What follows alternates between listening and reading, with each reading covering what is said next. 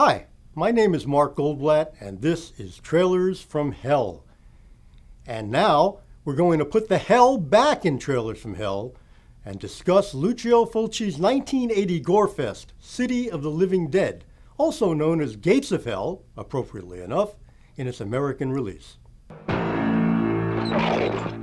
Lucio Fulci made 56 films in his lifetime: comedies, westerns, peplum films, violent crime, giallo films, finally graduating to supernatural horror with intense scenes of violence. Films such as Zombie, City of the Living Dead, which we're talking about today, The Beyond, and House by the Cemetery. City of the Living Dead is his 36th film, often relegated by fans to second-tier status. It certainly feels less epic than his masterpiece of this genre, The Beyond, or Zombie Flesh Eaters, which preceded it. Even its writer Dardano Sacchetti called the film rough and uneven. But for me, the fragmented narrative, with its abrupt starts and stops, works to give the film the unsettling, surreal illogic of a nightmare.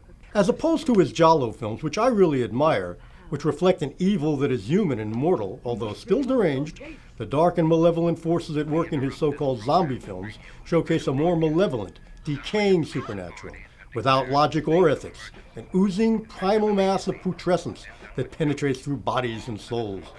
It echoes H.P. Lovecraft in its depiction of an unseen ancient evil manifesting itself through reanimated corpses, in Dunwich, Massachusetts, no less, on a quest to unlock the gates of hell and unleash unspeakable evil upon our world.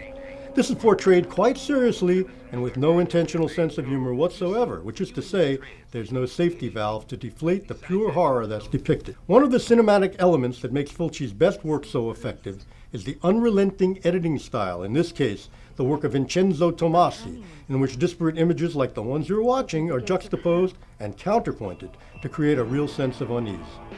It's like a roller coaster ride on a razor blade. This is also reinforced through Sergio Salvati's unrestrained cinematography, utilizing Fulci's trademark radical zooms and macro close-ups. Fabio Frizzi's sparse and ominous musical score also contributes to keeping the viewer off balance. The film is notable for several impressionistic set pieces such as the seance, conducted by Catriona MacColl's character Mary Woodhouse, intercut with a priest's suicide by hanging, and culminating in Mary's supposed death. This connects to another later scene where Mary awakens in a coffin, buried alive and struggling to claw her way out.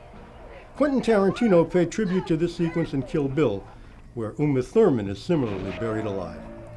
Other amazing set pieces include a gross-out flying maggot attack against most of the leads, with close-ups of the actors scraping off what appear to be real maggots and worms from their bodies. There's also a notorious scene in which the village pervert Bob, played by Giovanni Lombardo Radice, succumbs to a power drill through his head. Various stigmata and other grand guignol imagery make this a film for a select audience. But if you can handle it, Fulci creates a primal spring of malevolence here that, like Lovecraft, feels only too real in its horror and takes us as close to hell on earth as we might ever want to be.